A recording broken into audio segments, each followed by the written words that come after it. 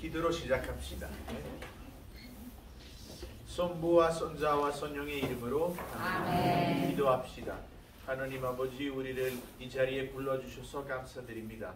오늘 우리에게 당신의 말씀을 주시고 우리가 그 말씀을 듣고 믿으며 우리 안에 그리스도의 현존을 생기게 하소서. 우리 주 그리스도를 통하여 비나이다. 아멘. 네, 여러분 반갑습니다. 반갑습니다. 제가 이탈리아에서 온 파비아노 신부입니다. 네? 한국 이름도 따로 있습니다. 리백진. 네? 리백진. 네?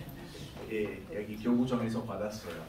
그래서 저는 여기 면돈 선당에서 보좌 신부로 활동하고 있고 지금 외국인 담당하는 신부입니다. 네, 그래서 오늘 프란치스카 수녀님한테서 초대받아서 이 자리에 와 있습니다.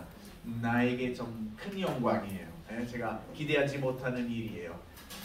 특히 나의 믿음을 위한 곳입니다. 네, 저도 여러분과 함께 믿음 속에서 자랄 수 있도록 하나님께서 나에게 주신 은총입니다. 그래서 오늘 반갑고, 저는 조금 그 대림 속에 소모님에 대한 조금 오늘 여러분에게 강의를 하고자 합니다. 그런데 여러분, 사실은 오늘 제가 해야 할 일은 강의보다는 여러분에게 복음을 선포하는 것입니다. 왜 그럴까요? 왜냐하면 소모 마리아님 대림 시기에 무엇보다도 구원의 선포를 받았습니다. 구원의 선포를 받고 듣고 믿어서 자기 모태에서 하나님의 아들 잉태하셨습니다. 여러분, 여기 대림에 나오는 성모님의 모습은 바로 우리의 신앙의, 우리의 믿음의 어머니이라는 모습입니다. 왜 그럴까요? 여러분, 믿음은 사도 바울이 이렇게 말합니다. 믿음은 들음에서 옵니다. 들음에서. 아시죠? 그래서 소모 마리아님 그 전사의 말씀을 듣고 믿어서 자신 안에 그리스도를, 하나님의 아들을 잉태하셨습니다. 그래서 제가 오늘 여러분에게 하고자 하는 일은 바로 똑같습니다. 여러분에게 기쁜 소식을 선포하고자 합니다. 여러분은 오늘 이 자리에서 그 말씀을 듣고 믿으면 여러분에게 마리아에게 이루어진 똑같은 일을 일어날 것입니다. 여러분 안에 그리스도에서 자리를 잡으시고 여러분은 그리스도와 하나가 될 것입니다. 여러분, 믿음은 무엇입니까? 믿음은 무엇보다도 하나님과 하나가 되는 것입니다. 나의 영과 하나님의 영은 서로 접촉하는 것입니다. 하나가 되는 것입니다. 그런데 그 믿음이, 그 만남이 이루어질 수 있도록 무엇보다도 우리가 하나님의 말씀을, 천사가 우리에게 갖다주는 그 말씀을, 선포하는 그 말씀을 들어야 합니다. 들음 아주 중요합니다. 그래서 일단 여러분 해야 할 일은 먼저 귀를 열어야 돼요. 귀를 여는 것은 쉽지 않아요, 여러분. 왜냐하면 이 세상의 소리가 많아요. 우리의 사회에서 매일매일 우리는 신앙생활하고 있지만 그래서 미사도 나가고 본당 모임도 나오지만 그런데 우리의 삶의 대부분은 우리 이 세상에서 살고 있습니다. 그래도 이 세상에서 계속해서 세상의 그 교리를 듣고 있습니다. 네? 우리에게 중요한 게 무엇입니까? 돈입니다. 건강입니다. 영광입니다. 다른 사람에게서 인정을 받는 것. 이것은 중요합니다. 하나님이 중요하지 않습니다. 그래서 우리의 안중한 동안 우리의 일상 삶을 살면서 세상 소리를 들을 수밖에 없습니다. 그래서 오늘 우리가 다른 소리에 우리의 귀를 열어야 합니다. 여러분, 왜 하나님의 말씀이 중요합니까? 왜냐하면 하나님께서 말씀을 통해서 모든 것을 창조하셨습니다. 하나님의 말씀은 창조를 이룰 수 있는 힘이 있습니다. 하나님께서 이 세상을 창조하셨을 때 이렇게 말씀하셨습니다. 빛이 생겨라. 빛이 생겼습니다. 말씀으로. 그래서 자신의 말씀으로 인간도 창조하셨고, 인간은 하나님과 이웃을 사랑하기 위해서 창조하셨습니다. 아주 아름다운 그 동산에 그 인간을 놓고, 에덴 동산, 그리고 거기서는 모자랄 게 없었습니다. 먹을 것도 있었고, 그리고 그때 인간은 하나님과 친교 속에 살고 있었습니다. 그리고 인간은 이웃과 친교 속에 살고 있었습니다. 완전히 아주 그 조화 속에서 살고 있었지만, 그런데 그때 제가 말씀하듯이 하나님께서 자신의 말씀으로 모든 것을 창조하셨습니다. 모든 것을 좋은 것이었고 모든 것은 아름다운 것이었습니다. 말씀으로. 그런데 갑자기 아담과 하와에 갑자기 다른 말씀을 들었습니다. 그것은 진리의 말씀이 아니라 거짓말이었어요. 무슨 말인지 아시죠? 그런 이야기. 뱀의 그 말씀을 들었습니다. 하나님의 말씀은 모든 것을 창조하시지만 악마의 거짓말은 하나님의 창조를 파괴합니다.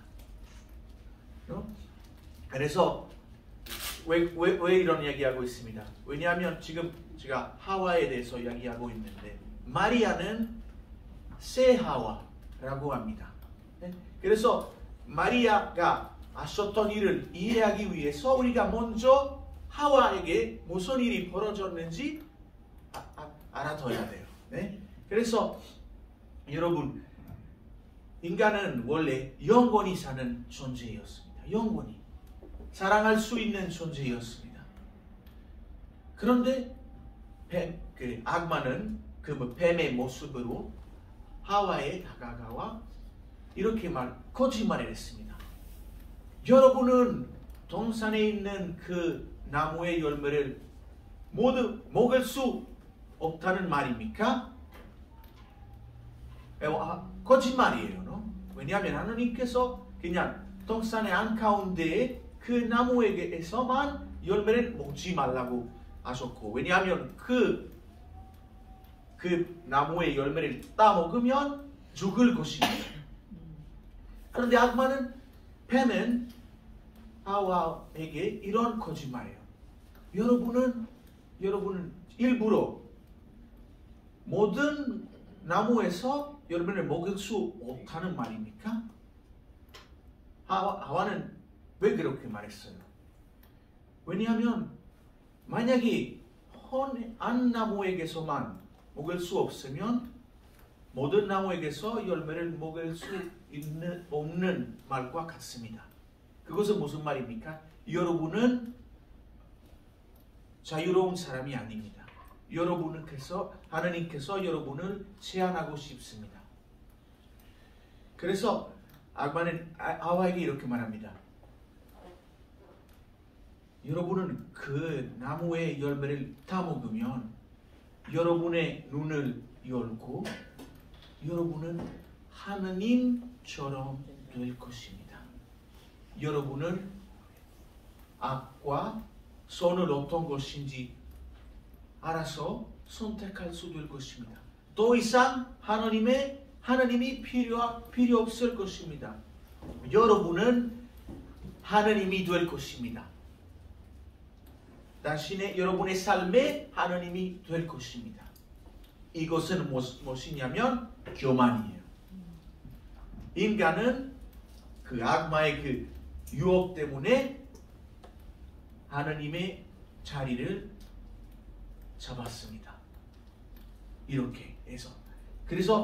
그런데 이 죄의 결과는 무엇입니까, 여러분? 이 죄의 결과는 바로 이 세상에 죄와 고통과 죽음이 들어오는 것입니다. 악마는 하와에게 하고자 하는 말씀은 무엇이었습니까? 하느님이 사랑이 아닙니다. 하느님이 괴물입니다. 하느님께서 여러분은 슬프게 만들고자 하는 사람입니다. 여러분에게 자유의지를 제거하는 사람입니다. 하와는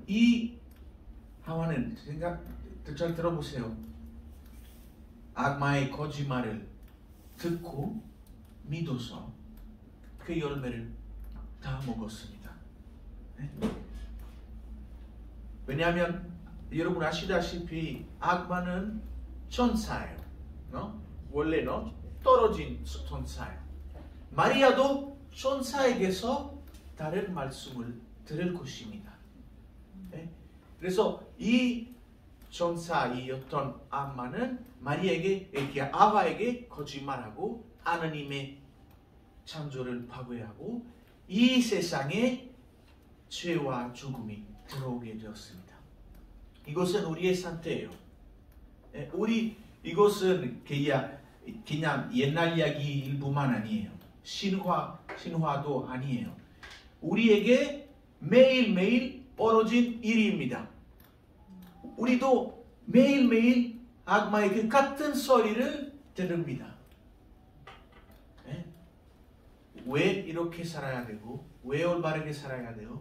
왜 저는 아무리 그 여자를 좋아해도 왜 그 여자와 그냥 잠자리를 들을 수 없습니까? 왜 제가 돈을 도둑질하면 안 됩니까? 저는 돈이 필요해요. 저는 나에게 선과 악은 어떤 것인지 알고 있습니다. 하느님께서 나에게 악과 선이 어떤 것인지 알려줄 필요가 없습니다. 하느님 없이 사는 사람, 교만한 사람의 모습이에요. 그런데 여러분 아시다시피 그 죄를 지을 때 사도 바울은 이렇게 말합니다. 죄의 봉삭은 죽음입니다. 죽음 뭐예요? 물론 아담과 하와는 원래 영원히 사는 존재였지만 지금은 죽을 몸이 되었습니다. 그런데 죽음은 그냥 물질적인 죽음일 뿐만 아닙니다. 죽음은 바로 하느님과 생명의 원천이신 하느님과 그 관계를 끊어지는 것입니다. 우리에게 생명은 하느님에게서 오시는 것입니다. 우리에게 사랑은 하느님에게서 오시는 것입니다. 그래서 제 하느님과 그 관계를 끊어지면 저는 더 이상 사랑할 수 없습니다. 나에게 생명이 없습니다. 제가 매일매일 체험하는 것은 죽음입니다. 나의 삶의 의미의 상실입니다. 하느님의 부재입니다. 하느님이 그 없는 거, 느끼는 거, 그런 것입니다. 그래서 이거 우리의 상태이고 악마의 거짓말을 통해서 이 세상에 그 죽음과 죄는 들어왔습니다. 여러분 혹시 거기 종교라는 말은 종교 그 라틴 말로 아니면 English religion 들어봤어요. 한국말과 조금 뜻이 좀 달라요. 왜냐하면 한국말로 종교는 아주 위대한 애뜸이 되는 가르침, 종교. 그런데 religion은 더 다른 뜻이요. 다시 묻는다는 뜻입니다. 다시 연결시키는 것입니다. 왜 그럴까요? 왜냐하면 원죄 때문에 아담과 하와의 그 죄 때문에 하느님과의 그 관계를 끊어졌기 때문입니다. 그래서 하느님께서 그 관계를 다시 맺어야 하고 그것 때문에 우리에게 자신의 아들 보내주셨습니다. 그래서 여러분 마리아, 손모 마리아 안에서 바로 그 끊어진 그 관계는 다시 연결하게 됩니다. 다시 맺게 됩니다. 마리아 안에서 마리아의 그 천사의 그 선포, 천사의 선포에 예라고 내가 하느님의 정입니다. 말씀하신 대로 나에게 이루어지기 바랍니다. 이렇게 해답하면서 그 관계를 다시 맺게 되었습니다. 우리가 하느님과 다시 연결하게 되었습니다. 여러분, 그 원죄 때문에 하나님과 인간 사이에 큰 거리가 생겼습니다. 하나님은 하느님 하늘나라에 계시고 하느님께서 거룩하신 분이시고 우리는 이 지상에 있고 죽을 몸이고 죄인입니다. 하나님께서 인간 안에서 머무르실 수 없습니다. 거룩하신 분, 위대하신 분, 영원히 사시는 분 어떻게 죽을 몸 안에서 살 수 있습니까? 그래서 하나님께서 우리를 다시 한번 사랑하기 위해서 그 관계를 다시 맺기 위해서 마리아를 선택하셨습니다. 마리아. 이 소리를 조금 불편해요? 괜찮습니까? 네. 오케이.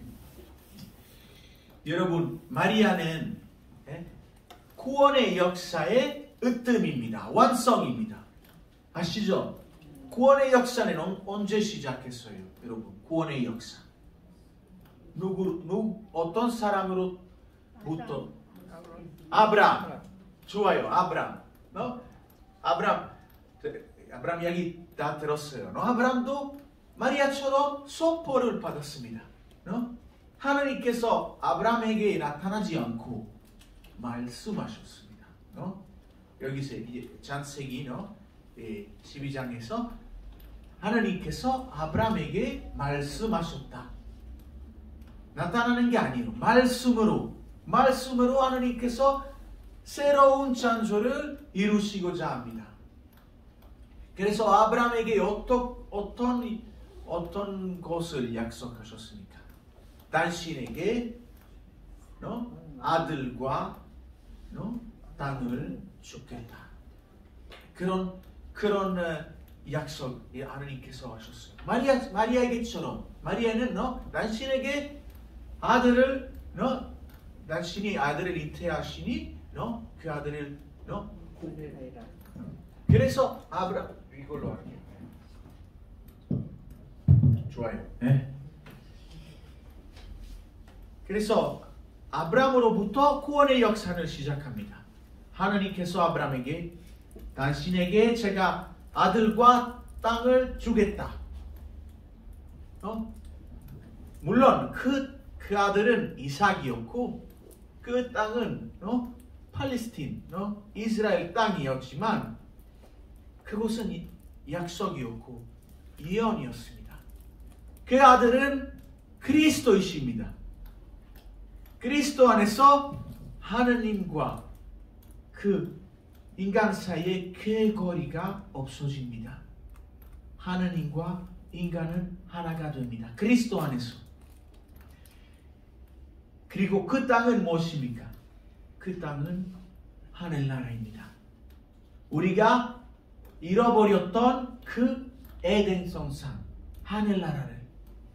그래서 마리아는 바로 이 구원의 역사는 아브라함과 그리고 모세 그리고 다윗 이스라엘 백성 그 역사를 거쳐서 바로 마리아는 그 역사의 완성입니다.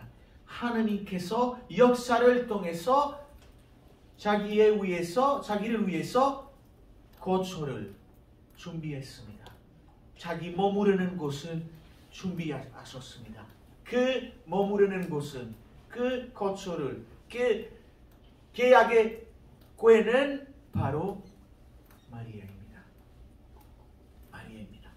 마리아 안에서 하느님과 인간은 다시 한번 하나가 됩니다. 그래서 오늘 제가 그 톡수들 2개 준비했어요. 그 간생과 연결되는 두 가지 독서들을 여러분을 위해서 준비했어요. 하나는 물론 예수님의誕생의 예고, 루카 1장 26절에서 38절까지 그 유명한 복음이고, 다른 하나는 아주 유명한 그 필리피서 2장 6절에서 11절까지. 왜 이 두 가지 그 독서들을 선택했습니까? 왜냐하면 하나는 선자의 입장에서 간생 볼 수 있는 그 필리피서입니다. 선자께서는 어떻게 하셨어요? 하나님이었고, 종의 모습을 취하시고, 우리를 순종하면서 죽을 때까지 우리를 구원하셨다는 그런 내용이에요. 그래서 예수님의 입장에서, 선자의 입장에서 간생. 그리고 루카 복음, 성모 마리아님의 그 입장에서 간생. 한편으로는 예수님께서 이 세상에 내려오시고, 다른 한편으로는 성모 마리아님 그분을 받아들이는 것입니다. 오케이. 그래서 먼저 제가 여러분에게 필리피서 2장 5절에서 11절 읽어드리겠습니다. 이것은 바로 성자의 입장에서 간생이에요. 그리스도 예수님께서 지니셨던 바로 그 마음을 여러분 안에 간직하십시오. 그분께서는 하나님의 모습을 지니셨지만 하나님과 같음을 당연한 것으로 여기지 않으시고 오히려 당신 자신을 비우시어 종의 모습을 취하시고 사람들과 같이 되셨습니다. 이렇게 연애 사람처럼 나타나 당신 자신을 낮추시어 죽음에 이르기까지, 십자가 죽음에 이르기까지 순종하셨습니다. 그러므로 하나님께서도 그분을 드높이 올리시고 모든 이름 위에 뛰어난 이름을 그분께 주셨습니다. 그리하여 예수님의 이름 앞에 하늘과 땅 위와 땅 아래에 있는 자들이 다 무릎을 꿇고 예수 그리스도는 주님이시라고 모두 고백하며 하나님 아버지께 영광을 드리게 하셨습니다. 주님의 말씀입니다. 하나님 감사합니다. 이거는 사도 바울의 필리피서의 말씀입니다. 여기서는 선자의 모습이에요. 여러분 혹시 그 케노시스이라는 말을 아시죠? 들어본 적이 있어요. 케노시스. 케노시스는 히라보인데 케노시스라는 뜻은 바로 자비움, 자비움이에요. 예수님께서 선자께서는 하나님과 같으심을 당연한 것으로 여기지 않으시고 오히려 당신 자신을 비우시오. 여기 케노시스. 하나님이었지만 선자께서는 자신의 자유의지로 하나님께 순종하셨습니다. 순종. 이거 아주 중요한 것입니다. 순종. 왜냐하면 이것은 여러분 볼 건데 하나님 마리아에게도 똑같이 이루어질 것입니다. 순종. 하나님께 순종했습니다. 제가 나의 하나님과 같이 있는 것을, 하나님과 같으심을 다양한 것으로 여기지 않으시고 오히려 자기 자신을 비우시고, 선자께서는 하나님과 같이 있는 것보다 인류를 구원하는 것을 더 중요하다고 생각하면서 자기 자신을 낮추셨습니다. 자기 자신을 비우셨습니다. 그리고 종의 모습을 취하셨습니다. 여러분 기억해야 하는 것은 이 두 가지입니다. 순종 그리고 종의 모습. 왜냐하면 이 두 가지도 마리아에게도 일어날 것입니다. 예? 그래서 우리가 다시 하느님이 될 수 있도록 하느님의 아들 손자께서는 자기 자신을 비우시고 자기 자신을 완전히 내어주시고 정의 모습을 취하시고 그리고 죽을 때까지 우리를 사랑하셨습니다. 이것은 우리의 구원이 이루어지는 것입니다. 여러분, 사랑, 제가 지금 하고 있는 이 이야기 뒤에 사랑이신 하나님의 그 개념이 있습니다. 사랑. 여러분, 사랑은 무엇입니까? 사랑. 우리가 이 사랑이라는 말을 많이 씁니다. 그런데 어쩔 때는 조금 그 의미가 조금 애매해요. 사랑합니다. 사랑합니다. 무슨 뜻이에요? 아니면 그 느낌이에요? 감정적인 것입니까? 사랑하는 거? 어떻게 어떤 사람에게 사랑을 보여줄 수 있습니까? 저는 그 느낌을 느끼지 않으면 그거 사랑이 아니라. 저는 남편은 있는 그대로 사랑하지 못해요. 왜 아무것도 느끼지 않고 그 사람은 나에게 잘해주지 않고 모르겠어요. 그거 사랑이 아닙니다. 사랑 무엇입니까, 여러분? 우리에게 사랑 어떤 것인지 누구를 보여주셨습니다. 그리스도. 어디 있어요? 여기 있습니까? 있습니다. 이것은 사랑입니다. 사랑은 사랑하는 사람을 위해서 내 목숨을 내어주는 것입니다. 이거 사랑입니다. 내 자신을 어떤 사람 존재하게 하기 위해서 어떤 사람 생명을 주기 위해서 내 생명을 바치는 것입니다. 이것은 사랑입니다. 사랑.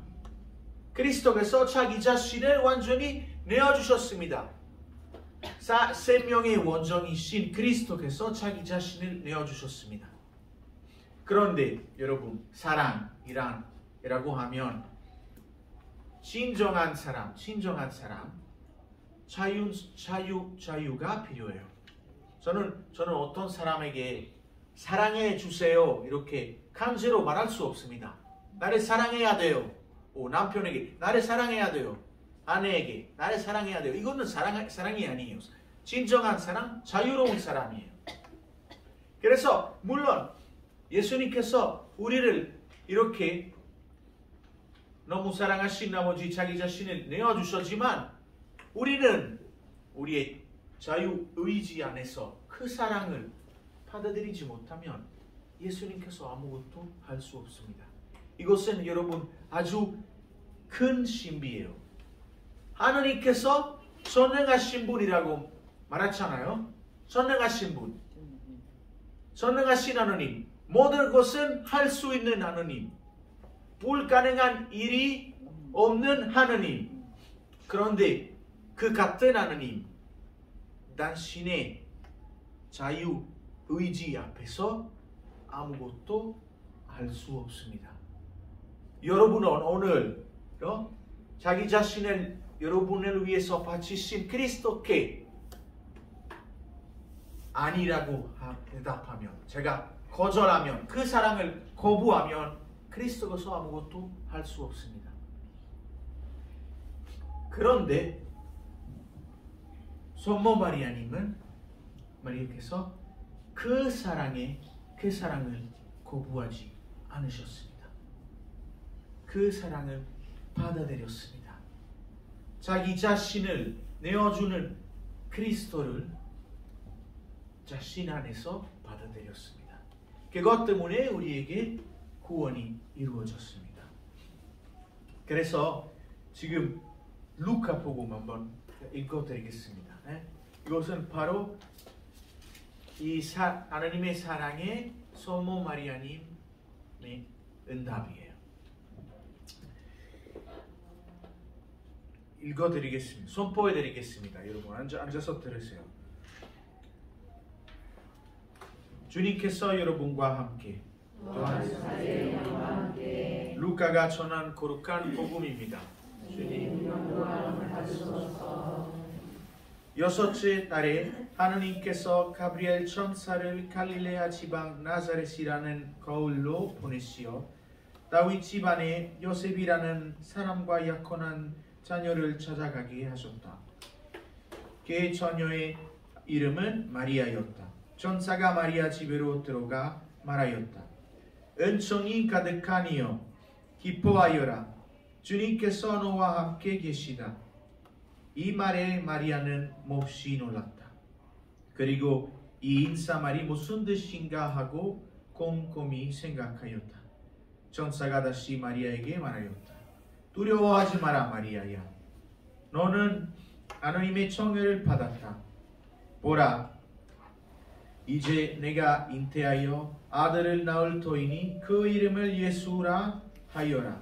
그분께서는 큰 인물이 되시고 지극히 높으신 분의 아드님이라 불리실 것이다. 주 하나님께서 그분의 조상 다윗의 왕좌를 그분께 주시어 그분께서 야곱 집안을 영원히 다스리시니 그분의 나라는 끝이 없을 것이다.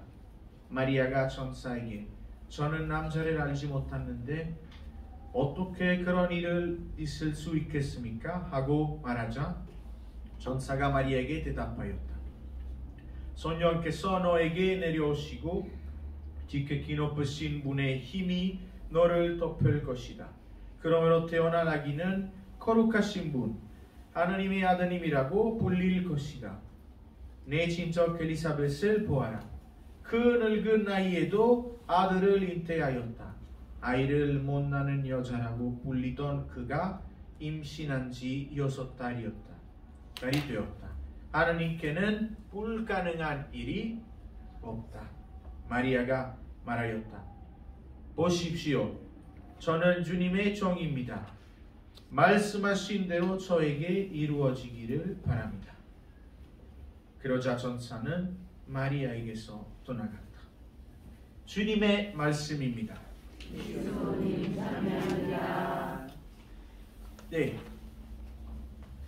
여러분 제가 여러분에게 이 강의를 하고 묵상하기 위해서 조금 질문을 던졌습니다. 프란치스카 수녀님 조금 이따가 나눠줄게요. 이 말씀을 조금 깊이 말씀 속으로 깊이 들어가기 위해서 어떤 질문을 만들었는데 첫 번째 질문은 왜냐하면 이 선포는 우리를 위한 것입니다. 여러분, 우리를 위한 것입니다. 첫 번째 질문은 오늘 당신에게, 여러분에게 총이 된다는 것은 구체적으로 당신 삶에서 지금 여러분 살고 있는 당신의 삶에서 무슨 뜻입니까? 지금 뭐 하고 있습니까? 나와처럼 하나님이 되고 싶은 마음이 있어요? 교만한 사람입니까? 저는 나의 삶의 하나님이고 제가 종이 아니에요. 하나님의 종이 아니에요. 순종하는 사람이 아니에요. 저는 나의 삶의 하나님입니다. 하나님께서 필요 없습니다. 제가 어떻게 살아야 되는지 알고 있습니다. 나의 삶에 대한 컨트롤 나에게 있습니다. 나의 삶에 대한 통치 나에게 있습니다. 나를 통치할 수 있는 사람, 나를 다스릴 수 있는 사람 없습니다. 이렇게 살고 있습니까? 아니면 오늘 이 말씀을 듣고 여러분도 마리아처럼 내가 주님의 종이오니 말씀하신 대로 저에게 이루어지기 바랍니다. 대답할 수 있습니까? 이거 여러분 매일매일 이것을 성찰해야 돼요. 매일매일. 오늘 제가 누구의 뜻을 행하고 있습니까? 나의 뜻이나 아니면 하나님의 뜻을 행하고 있습니까? 나의 삶의 하나님 누구입니까? 저입니까? 아니면 하나님, 그리스도 나의 삶을 위해서 다스리고 있습니까? 그러면 그리고 두 번째 질문은 당신은 하나님께서 자신의 말씀을 통해서 당신 안에서 새로운 창조를 이루실 수 있음을 믿습니까? 오늘 예수님께서 여러분에게 이 말씀을 통해서 여러분 안에서 새로운 창조를 이루시고자 합니다. 아마 여러분 중에 모르겠습니다. 어디서 왔는지, 여러분이 어디서 왔는지, 무슨 삶을 살고 있는지 제가 잘 모르겠습니다. 그런데 여러분 속에 아마 죽음 속에 있는 사람이 있을 것입니다. 죄 때문에, 고통 때문에, 제가 겪고 있는 그 고통 때문에, 질병 때문에, 나의 남편, 나의 가족 그 문제들 때문에 죽음 속에 있는 사람이 있을 것입니다. 여러분 자신의 삶을 보고 나의 삶은 완전히 다 무너졌습니다. 희망도 없고 미래도 없습니다. 나에게는 아들도 없고 땅도 없습니다. 지금 살고 있지만 고통받고 있지만 앞으로 죽을 것이고 죽은 다음에 아무것도 없을 것입니다. 희망 없이 사는 사람입니다. 여러분에게 오늘 예수님께서 이 말씀을 통해서 새로운 창조를 이루시고자 합니다. 여러분에게 아들과 땅을 주실 것입니다. 이 말씀을 믿고 귀를 기울이고 이 말씀을 듣고 믿으면 성모 마리아처럼 제가 주님의 청년이 저에게 말씀하신 대로 이루어지소서라고 응답하시면 마리아에게 벌어진 똑같은 일을 여러분에게 일어날 것입니다. 여러분은 오늘 그리스도를 모시고 이 비전을 마무리할 것이고 집으로 갈 것입니다. 그리스도를 모시고. 그래서 한번 생각해 보세요. 마리아는 자신의 계획들도 있었습니다. 마리아는 요셉이란 약혼했는데 요셉이란 아주 거룩한 가족을 성가족을 만들고 싶은 그도 마음도 있었습니다. 마리아의 계획은 나쁜 계획이 아니에요. 요셉 계획도 그렇게 나쁘지 않았습니다. 그냥 정상적으로 가족을 만들고 아이를 이렇게 낳고 이렇게 믿음 속에서 그 아이를 키우는 거고 나쁜 것이 아닙니다. 이 부부의 계획이었습니다. 그런데 하나님의 계획이 달랐습니다. 하나님의 계획은 무엇입니까, 여러분? 하나님의 계획 무엇입니까? 인류의 구원입니다. 나의 구원, 여러분의 구원입니다.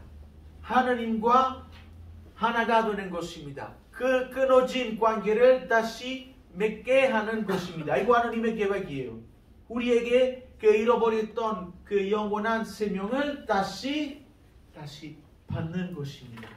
받게 하는 것입니다. 그래서 여러분 보시다시피 나의 개인적인 계획은 하나님의 계획 그보다 그렇게 중요하지 않습니다. 하나님의 계획은 나의 구원과 내 주변에 있는 사람들의 구원. 보통 나의 계획은 그냥 내 자신을 위한 것이고 나의 자아실현. 이 말 들었어요. 자아실현. 저는 자아실현 해야 돼요. 성공해야 돼요.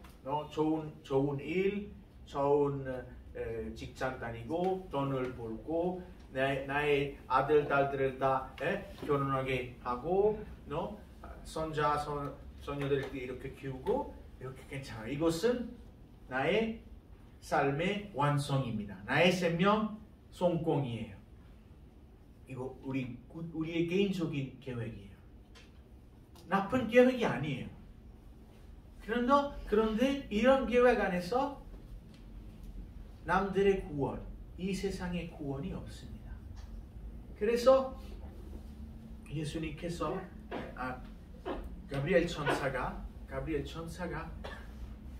마리아에게 이렇게 오시어 이런 위대한 선포를 하셨습니다. 여러분 뱀은 사탄 그거 천사도 있고 빛의 천사이라고 루시퍼 들었어요. 빛의 천사 이 빛의 천사 하와를 유혹하고 하와를 그 원추를 지게 만들었습니다. 여기는 다른 천사 있습니다. 천사 가브리엘 대천사. 전사는 하느님의 힘이라는 말이에요. 가브리엘, 하느님의 힘. 나의 힘이 아니에요. 하느님의 힘. 여러분 이거 생각해 보세요. 나의 구원은 나의 힘에 달려 있지 않습니다. 나의 노력과 힘으로 이루어지는 것이 아닙니다. 하느님께서 우리에게 하시고자 하는 일입니다. 하느님의 힘으로. 가브리엘. 오케이. 왜냐하면 우리 항상 제가 좋은 신자, 열심한 신자 되기 위해서 기도해야 되고 이것도 해야 되고 저는 내 힘으로 내 노력으로 구원을 받을 수 있습니다. 여러분 우리가 기도와 나의 신심을 통해서 구원을 받을 수 있었으면 그리스도께서 이렇게 돌아가실 필요가 없었을 것입니다. 여러분은 우리의 구원을 이루시는 분은 그리스도이십니다. 하나님의 힘입니다. 우리의 기도와 우리의 본당에서 봉사하는 것, 그리스도의 사랑의 해답입니다. 제가 그리스도에게서 해방돼서 봉사할 수 있습니다. 기도할 수 있습니다. 하나님의 선전이 돼서 하나님을 매일매일 모시고 살아가게 됩니다. 이거 중요해요, 여러분. 왜냐하면 가끔씩 우리가 우리의 신앙생활 이렇게 삽니다. 그러니까 노력으로 해야 돼요. 그런데 아무것도 받지 못합니다. 우리는 해야 할 그 유일한 일은 바로 우리의 마음을 이 선포에 열어야 합니다. 열려 있어야 합니다. 그래서 이 가브리엘 천사는 마리아에게 이렇게, 그래서 제가 세 번째 질문은 이렇게 여러분에게 던졌습니다. 당신은 하나님의 뜻을 행하기 위하여 당신이 세우신 계획들을 포기하도록 받아들입니까? 오늘 생각해 보세요. 오늘 나의 계획들 어떤 것입니까? 제가 매일매일 애쓰고 이루려고 애쓰고 있는 그런 계획들 무엇입니까? 생각해 보세요. 이것은 하나님의 뜻입니까? 나의 뜻입니까?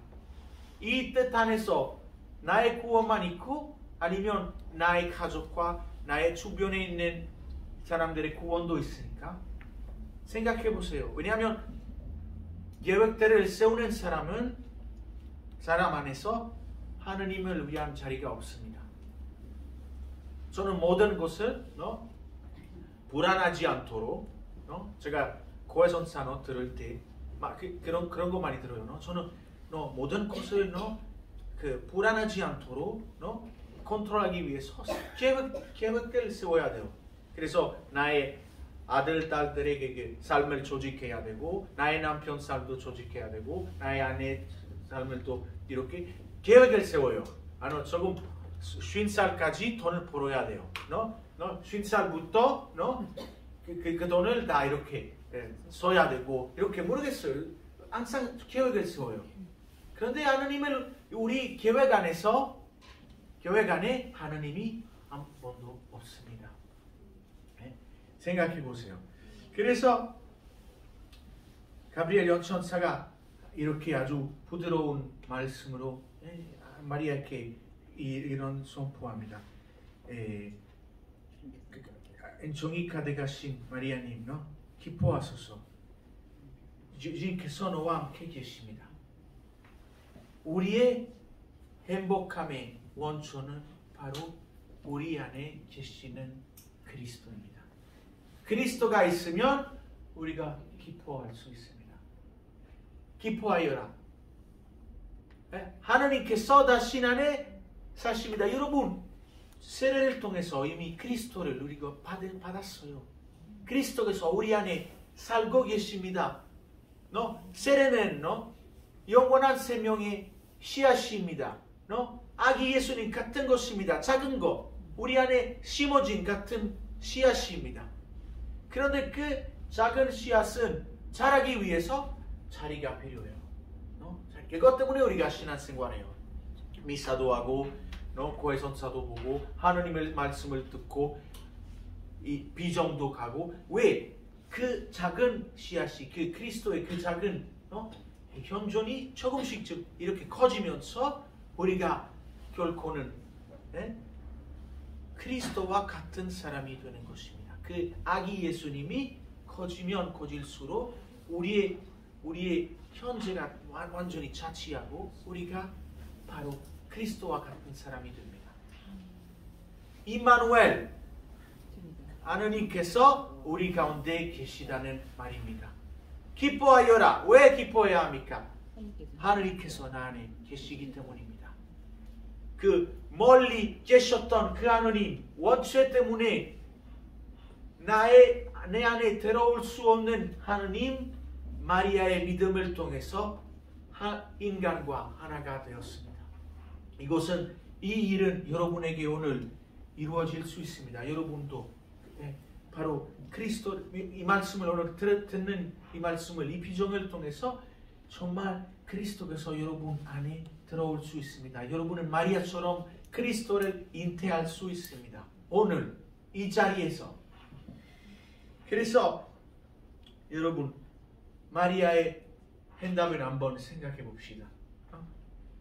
마리아는 자신의 계획도 있었고 그리고 이 천사의 선포는 마리아를 위험 앞에 둡니다. 왜냐하면 마리아는 만약에 임신하여 그곳은 가늠이라고 말하고 가늠이고 그리고 돌로 죽임을 당하셔야 됩니다. 하나님께서 항상 나타나실 때 우리의 계획을 다 파괴하고 그리고 우리의 하나님의 나타나심을 어떻게 볼 수 있습니까? 항상 하나님 나타나실 때 우리의 삶에 나타나실 때 십자가 같이 나타나십니다. 십자가. 마리아는 물론 한편으로는 하나님께서 자신의 삶에서 맞아들였지만 그 그리스도의 연전 때문에 죽을 위험 앞에 있습니다. 우리는 사도 바울은 이렇게 말합니다. 늘 우리 몸 안에 그리스도의 죽음을 지닙니다. 매일. 왜냐하면 세례를 통해서 우리가 그리스도의 죽음과 부활에 동참하게 되었습니다. 그래서 그리스도의 죽음 항상 우리 안에 있습니다. 그리스도를 따르는 사람은 그리스도께서 가신 그곳으로 가야 돼요. 어디로 가셨습니까? 이 그리스도께서는 여기. 어떻게 이 인류를 구원하셨습니까? 십자가에서 돌아가시면서. 그래서 마리아도 여러분 마리아는 라틴 말로 이렇게 말합니다. 코레뎀트릭스. 레뎀토를 알아요? 레덴토는 구세주예요. 구세주. 코레뎀토는 무슨 말이냐면 공동 구세주. 마리아께서 만약에 그 전사의 선포를 거부했으면 우리의 구원이 이루어지지 않았을 거예요. 그런데 마리아는 자신의 자유의지로 하느님께 이렇게 저는 주님의 청이오니 그대로 나에게 이루어지소서 대답하면서 바로 공동 구세주가 되었습니다. 여러분도 오늘 이 말씀을 듣고 믿으면 이 말씀을 받아들이면 여러분도 공동 구세주 될 수 있습니다. 여러분의 삶은 다른 사람을 위해서 구원의 선사가 될 것입니다.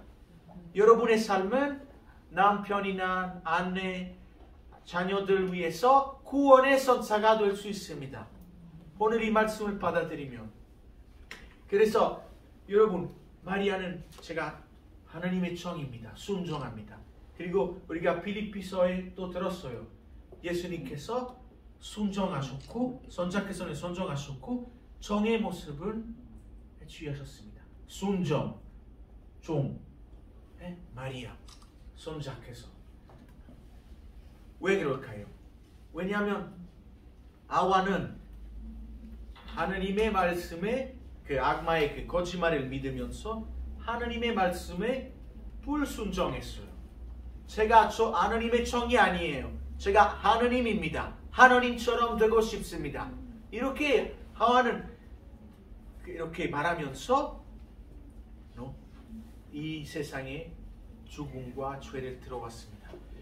그런데 마리아는 제가 주님의 정이고 제가 순종하겠습니다 말씀하시면서 이 세상에 죄의 용서와 영원한 생명이 들어왔습니다. 그래서 여러분 이 말씀이 오늘 우리에게 이루어질 것입니다. 그래서 생각해 보세요. 순종, 여러분에게 순종하는 거 무슨 뜻입니까? 정이 된다는 거 무슨 뜻입니까? 그리스도를 어떻게 받아들여야 합니까 오늘? 그리스도께서 여러분 마음 안에서 태어나시고자 합니다. 마리아도 이 위대한 선포 앞에서 당황스러웠어요. 어떻게 나에게 이런 일이 일어날 수 있습니까? 저는 남자를 알지 못합니다. 그리고 저는 인간이에요.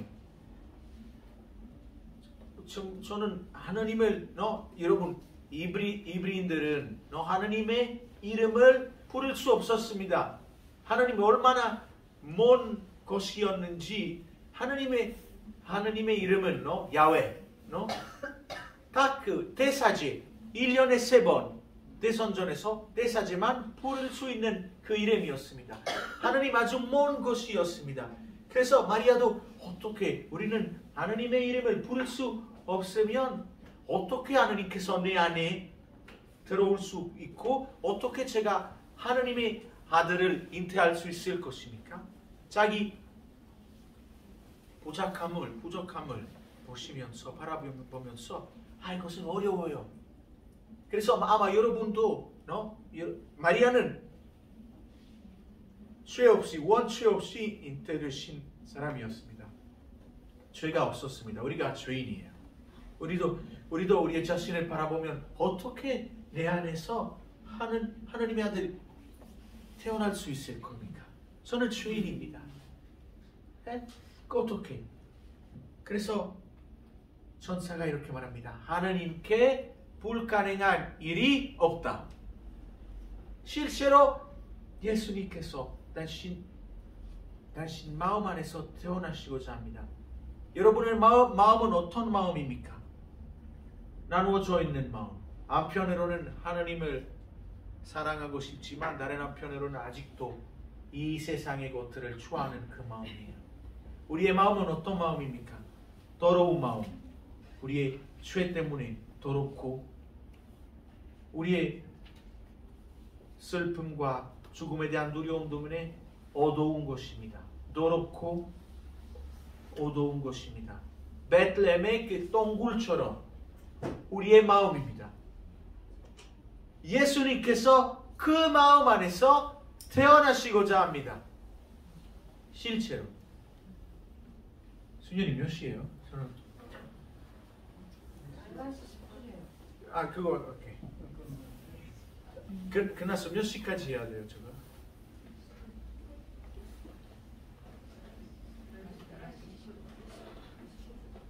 4시분까지 이야기하면서 그래서 마지막으로 제가 왜 여러분에게 이 말씀을 하고 있으니까 저는 성인이 아니고 그리고 뭐 신학가도 아닙니다. 왜냐하면 이 말씀이 나의 삶에서 이루어졌습니다. 실제로. 저는 사실은 다른 계획이 있었습니다. 원래 나의 계획은 한국에 오는 것이 아니고 신부님 되는 것도 아니었습니다. 저는 신부님 늦게 듣고 조금 이 세상에서 살고 이렇게 죄를 많이 지으면서 하나님께 멀리 있었던 사람이었습니다. 저는 간단하게 나의 역사에 대해서 좀 이야기해 드릴게요. 왜냐하면 왜 그럴까요? 제가 자랑하고 싶은 것이 아니에요. 하나님께 영광을 드리고자 하는 것입니다. 제가 이 자리에 있는 이유는 이 사랑이에요. 죄인에 대한 그리스도의 사랑입니다. 저는 빨람매 중에 둘째입니다. 그래서 항상 내 가족에서 식구들이 많아가지고 하나님 부모님에게서 사랑과 인정을 받기는 어려웠습니다. 특히 우리 형은 아주 똑똑하고 형은 81년생 나보다 1년 어리고 그리고 남동생 83년생 우리가 8283 이렇게 태어났어요. 그래서 형은 똑똑하고 공부 잘하고 부모님께 마음에 드는 그 아들이었고 세 번째는 형보다 또 똑똑하고 그 캠브리지 대학교 졸업하고 교수예요. 그 가운데 아무것도 아닌 그래서 제가 한평생 그 부모님의 그 사랑과 인정을 받기 위해서 힘썼어요. 살았습니다.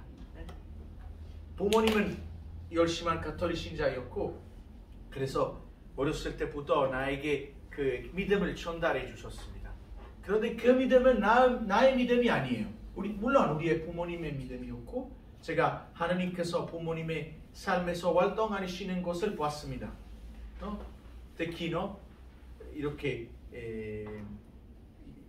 자녀이 8명 이렇게 태어나는 거 하나님의 그거 기적이에요.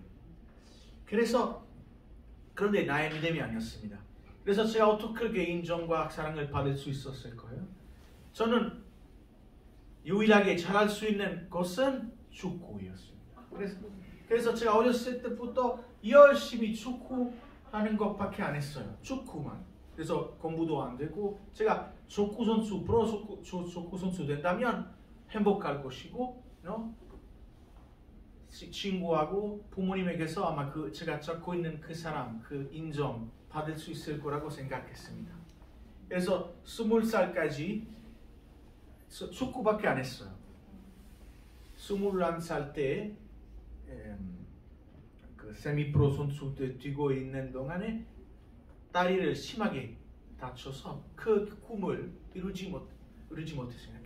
그때 내 삶에서 첫째로 처음은 그리스도를 만났어요. 십자가를 통해서 그 문제를 통해서. 그래서 나의 행복함은 축구가 아니라 아마 다른 데에서 찾아야 되고 그래서 그 사건을 통해서 조금 성당에 다니게 되고 조금 부모님이랑 그 관계도 좋아졌고 하나님께서 나의 손을 잡고 조금 인도해 주기 시작하셨습니다. 그래서 본항에 그래서 나의 우상 원래 축구였습니다. 제가 매일매일 섬겨야 할 그 신 축구였고 지금은 조금 삶을 바꾸고 저도 그 경제학 공부하게 되고 그리고 성당에서 아주 아름다운 아가씨를 만나게 되었습니다. 아주 만나게 돼서 사랑에 빠져서 사귀기 시작했고 5년 동안 여자친구 사랑했고 결혼하고 싶은 마음도 있었습니다. 그런데 그 여자친구는 그때 나의 우상이 되었습니다. 한 번도 그냥 하나님의 나의 삶의 코너에 놓고 이렇게 버리고 그냥 이 여자친구만 결혼하면 여자친구랑 이 가족을 만들면 행복할 겁니다. 한 번도 하나님을 이렇게 버리고 그리고 5년 사귀다가 그 관계도 그렇게 좋지 않아서 헤어졌습니다. 아주 안 좋게 헤어졌습니다. 다른 남자 때문에 그래서 그때 한 번 또 위기에 빠졌습니다. 왜 하나님 왜 이런 일은 나에게 이루어집니까? 제가 행복하고 싶지만 당신은 나의 행복함을 계속해서 막고 있습니다. 왜? 그래서 그때 은행에서 일하게 되었어요. 제가 은행원이었고 돈을 더 많이 벌고 하나님에 대한 좀 반항심을 생겼습니다. 하나님께서 나에게 원하는 것을 주지 않으면 제가 다른 데에서 찾아야 돼요. 그래서 나의 돈을 통해서 뭐 술 먹고 뭐 이렇게 세상 사람처럼 살았습니다. 나의 쾌락을 얻기 위해서 뭐 여자들을 사용하고 이렇게 아주 그 죄들 때문에 죽음 속에 있었습니다. 희망도 없었고 그냥 왜 살고 있었는지 몰랐어요. 그리고 그때 직장에서도 은행에서도 문제가 생겼어요. 어떤 고발을 받아서 감옥에 갈 그런 일도 사건도 생겼습니다. 제가 아무것도 아는 결백이었지만 어떤 실수 때문에 경찰이 나를 고발하고 그래서 뭐 재판도 받고 그래서 나의 직장 생활도 좀 어렵게 되었습니다. 우리 동료들 제가 범인이라고 생각하고 그래서 그것도 실패했어요. 죽고 실패, 여자친구 실패, 직장 생활 실패. 그래서 하나님 나에게 원하는 게 무엇입니까? 왜 살고 있습니까? 나의 계획 안에 하나님이 한 번도 없었습니다. 그것 때문에 그런 질문을 여러분에게 던졌습니다. 나의 삶에는 하나님이 없었습니다. 제가 항상 내 자신을 위해서 살았습니다. 모든 것을 나의 자아실현을 위한 것이었습니다. 나를 사랑을 받기 위해서 이용하는 것, 모든 것. 그래서 어느 날 나의 회개는 어떻게 이루어졌냐면 비정. 여러분 지금 비정하고 있었는데 어떤 친구한테서 그 비정 이렇게 초대를 받았어요. 여러분 프란시스코 성인이 있잖아요. 프란시스코 성인이 그 오상에 받은 그 성지 있잖아요. 이탈리아에서 라베르나라고. 그래서 그 친구 파비안 한번 오세요. 이 비정에 아가씨들이 많아가지고 그래서 저 K-U로 비정에 갔어요. 그래서 그 비정에서는 우리 교사들이 우리 신부님들이 프란시스코 성인이 교상을 받은 그 장소에서 여기 우연히 복음을 펼치라고 이야기해 주셨습니다. 왜냐하면 프란시스코 성인이 또 하나님의 뜻을 알기 위해서 가끔씩 그 복음을 이렇게 펼쳤습니다. 저도 이거 왜 이런 거 해야 되니까 그런데 뭐 했어요. 요한 복음이 나왔습니다. 제가 위로를 받고 싶고 위로하는 말씀을 하나님께서 주실 거라고 생각했지만 나에게 이 말씀을 주셨습니다. 저는 그때 하나님의 피해자라고 생각했습니다. 하나님의 괴물이고 나의 행복감을 막는 하나님이라고 생각했지만 그래서 하나님께서 나에게 이 말씀을 주셨습니다. 너희는 내가 나임을 하나님임을 믿지 않으면 죄 속에서 죽을 것입니다. 아이고 이거 위로가 없습니다. 죄 속에서 죽을 거라고 하나님께서 나에게 말씀하셨습니다. 그런데 그 말은 진리였습니다. 저는 하나님의 피해자 아니에요. 저는 박해자였습니다. 내 자신을 위해서 살면서 내 주변의 사람들을 내 행위와 내 말로 죽이는 사람이었습니다. 주인이었습니다. 하나님께서 그때 성령으로 인하여 나에게 나의 삶에 대한 시선을 주셨습니다. 한눈에 볼 수 있었습니다. 죄인입니다. 피해자 아니에요. 박해자입니다. 우리 동생들 나 때문에 얼마나 힘들었는지 몰라요. 저는. 그래서 엄청 아팠어요. 그런데 그 당시에 똑같은 말씀을 나에게 이렇게 하고 있었습니다. 파비아노, 나는 너를 있는 그대로 사랑하십니다. 죄인에 대한 사랑. 바비아노가 찾고 있는 그 사랑을 받기 위해서 아무것도 안 해도 돼요. 그 사랑은 무상이에요. 그 사랑 바로 이분이에요. 그래서 하나님께서 좀 나의 삶에서도 마리아에게 하셨던 그 같은 일을 했어요. 제가 죄에 대한 그 용서를 받았습니다. 하나님께서 그리스도 안에서 나의 죄를 다 용서해 주신다는 그 기쁜 소식을 받았습니다. 예수, 여기 예수라고 불릴 것입니다. 예수는 무슨 뜻입니까? 하나님 구원하신다는 뜻입니다.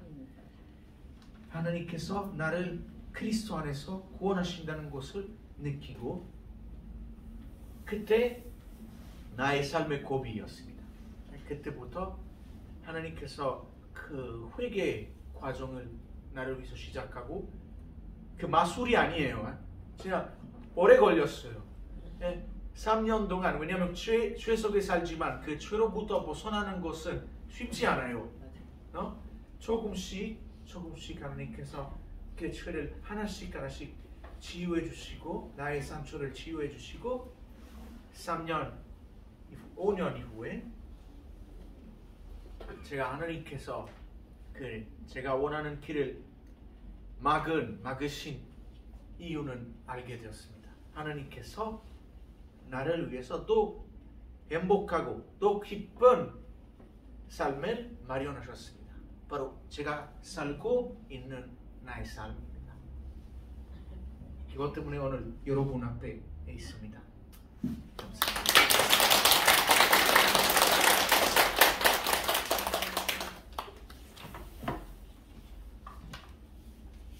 기도합시다. 하나님 아버지, 오늘 우리에게 이 말씀을 주셔서 감사드립니다. 이 말씀을 우리 안에 영원한 생명의 말씀이 되게 하소서. 우리 주 그리스도를 통하여 비나이다. 아멘. 주님께서 여러분과 함께 전능하신 천주 성부와 성자와 성령께서는 여기 모인 모든 이에게 감복하소서. 아멘. 감사합니다.